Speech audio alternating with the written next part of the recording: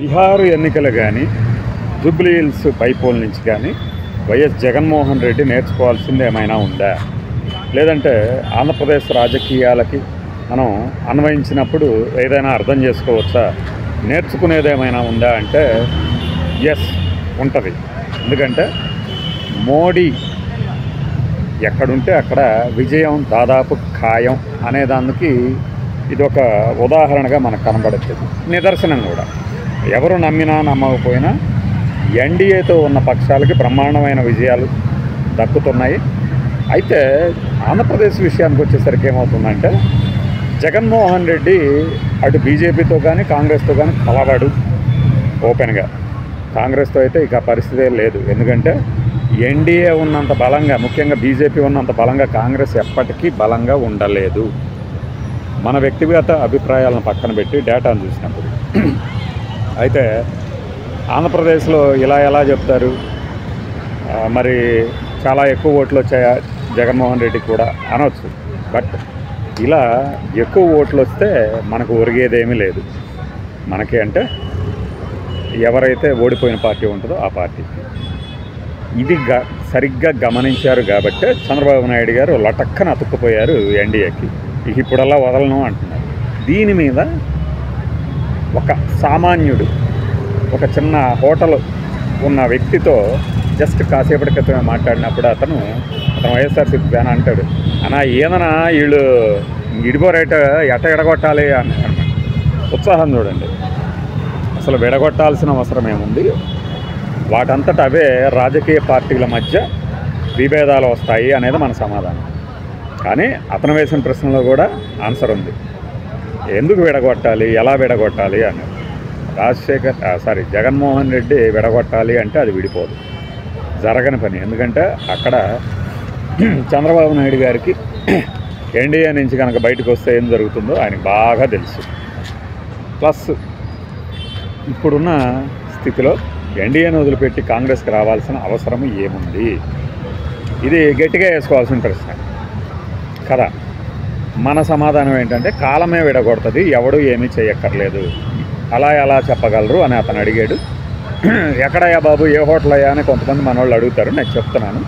OU colony దగ్గర సుగుణ chicken centre పక్కన ఒక ఫేమస్ టిఫిన్ సెంటర్ ఉంది. అందులో ఉంటాడు కుర్రాడు, యాక్టివ్గా ఉంటాడు, సీను.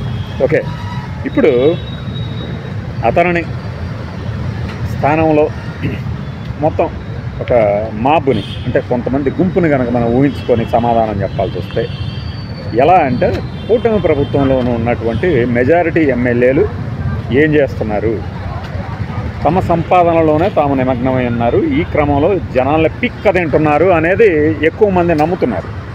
మరి ఇలాంటప్పుడు ఈ మరకని ఎన్డీఏ పెద్దలు, ముఖ్యంగా బీజేపీ అంగీకరిస్తుందా? నో, అంగీకరించదు. దీనికి చరిత్ర ఉంది. 14లో కూడా ఇలానే అన్నారు, 19లో విడిగా, 24లో కలిసి, 29లో కలిసి అని టీడీపీ అంటుంది. అప్పట్లో హోదా అనే ఒక అంశం ఉంది, మరొక అంశం ఉంది. ఆ అంశం ప్రాతిపదికన విడిపోదాం, మనం బీజేపీతో విడిపోయి మమ్మల్ని అన్యాయం చేశారు అని అట్టాటం ఉంచారంటే సెంటిమెంట్ రగిల్చవచ్చు అనుకున్నారు. బట్ ఈసారి అదేమీ లేదు. సొంతంగా వీళ్ళే ఇప్పటికే 50,000 కోట్ల దోకి దగ్గర ఈ రెండో విడతలోనే అప్పు చేశారు రాజధాని నిర్మాణం కోసం. ఇక హోదా అనేది సంకనాకి ఇచ్చేశారు, ఇప్పుడు అటకెక్కి ఇచ్చేశారు. ఈ పవన్ కళ్యాణ్ ఎటు అడగడు. సో ఇలాంటప్పుడు ఏంటంటే ఇక విడిపోవటానికి వేరే రీజన్స్ కూడా ఉండవు. బట్ బీజేపీ దగ్గర రీజన్స్ కావాల్సిన అన్ని ఉంటాయి. ఏదో ఒక సాకు చెప్పేసేసి నెట్టేసేయచ్చు. కానీ ఇక్కడ జగన్మోహన్ రెడ్డి వస్తాడా? జగన్మోహన్ రెడ్డి గారు ఎన్డీఏలో చేరడానికి రెడీ అవుతాడా? ఆంధ్రప్రదేశ్లో ఆయన రెడీ అయినా అవ్వకపోయినా ఎన్నికలకు ముందు మనం ఒక మాట చెప్తాం, వచ్చేది ఎన్డీఏ ప్రభుత్వమే. ఎలా అంటే టీడీపీ గెలిచినప్పుడు అది ఎన్డీఏ ప్రభుత్వమే, అంటే కూటమి ప్రభుత్వమే, అలయన్స్ ప్రభుత్వమే. ఒకవేళ జగన్మోహన్ రెడ్డి గెలిచినా కూడా ఆయన ఎటు బీజేపీకి సపోర్ట్ ఇస్తాడు కాబట్టి అలా కూడా ఎన్డీఏ ప్రభుత్వమే అని. బట్ మొదటి కేసే జరిగింది 2024లో. ఇప్పుడు 29లో ఏం జరుగుతుంది? టూ ఇయర్లీగా కామెంట్ చేయాలి, కామెంట్ చేస్తున్నాము. అయినా కూడా ఏంటంటే లెక్కలు ఉంటాయి. అది ఎలా అంటే బీహార్కి సంబంధించి ఇప్పుడు హయ్యెస్ట్ పర్సంటేజ్ ఓటింగ్ ఎవరికి వచ్చిందంటే ఆర్జేడీ రాష్ట్రీయ జనతాదళ్ చూడండి ఎంత తెలుసా 23%. కానీ దక్కిన సీట్లు 25 మాత్రమే. బట్ ఎక్కువ సీట్లు వచ్చింది బీజేపీకి. ఓటింగ్ పర్సంటేజ్ ఎంతో తెలుసా 20%. అంటే ఇప్పటిదాకా ఎన్నికలలో ఉన్నటువంటి పర్సంటేజ్ లెక్కల చరిత్రలు కూడా ఇది మార్చేసింది. గెలిచిన పార్టీకి ఓడిపోయిన పార్టీకి మధ్యలో ఓటింగ్ పర్సంటేజ్ 2-1% ఉంటుంది. దాంతోనే ఎక్కువ శాతం వచ్చిన వాళ్ళు గెలుస్తారు, పీఠం ఎక్కుతారు అనుకునే వాళ్ళకి ఇది ఒక షాక్ అన్నమాట. అట్లానే జేడీయూ కూడా చాలా తక్కువ పర్సంటేజ్. ఇక కాంగ్రెస్కి అయితే నీచాతి నీచం, అంటే దాని చరిత్రలోనే నీచాతి నీచమైనటువంటి పర్సంటేజ్ వచ్చింది.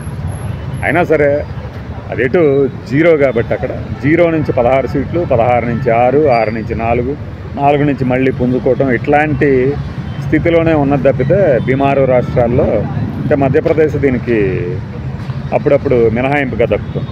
ఎందుకంటే అప్పుడప్పుడు వీళ్ళు షిఫ్ట్ అయినప్పుడు ఓటర్లు అటు ఇటు కాంగ్రెస్ గెలిచింది.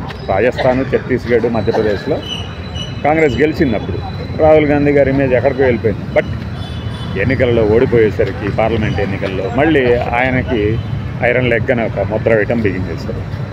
నేను ఒక విషయం చెప్పదలిచాను. అతనిని ఐరన్ లెగ్ అని కానీ పప్పు అని కానీ పిలిచే వాళ్ళకి ఒకటే ఒక చిన్న సలహా.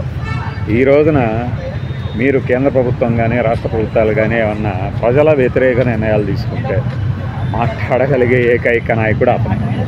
ఆ పప్పునే జనం తరపున మాట్లాడేది.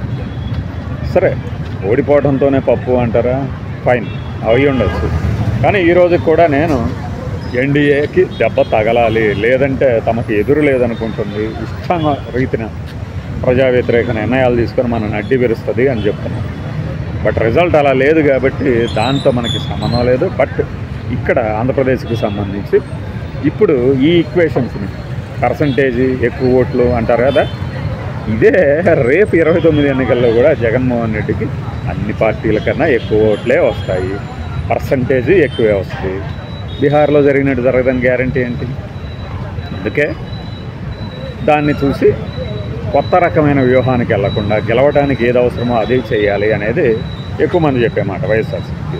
ఇక జూబ్లీ హిల్స్ బైపోల్ నుంచి నేర్చుకోవాల్సింది ఏంటయ్యా అంటే అతి విశ్వాసం. సేమ్ మనం కూడా చాలాసార్లు చెప్పాము, ప్రభుత్వం మీద బీభత్సమైన వ్యతిరేకత ఉంది. ముఖ్యంగా ఆర్టీసీ ఛార్జీలు పెంచడంతో ఈ జూబ్లీ హిల్స్ నియోజకవర్గంలో బాగా మండిపడుతున్నారు అని నేనే మన వీడియోల్లో కనీసం ఒక 6 డజన్ సార్లు చెప్పుకుంటాం. కానీ ఇక్కడ కూడా గెలవడానికి అవన్నీ ఏమీ అడ్డంకి కాల కాంగ్రెస్కి. అంటే ఏంటి, ఒకవైపు బీఆర్ఎస్ కూడా ఒక సెంటిమెంటు భర్త చనిపోతే భార్య నిలబడిందని, ఇంకొకటి ప్రభుత్వ వ్యతిరేకత చాలా బాగా ఉంది అనేది వాళ్ళు నమ్మారు.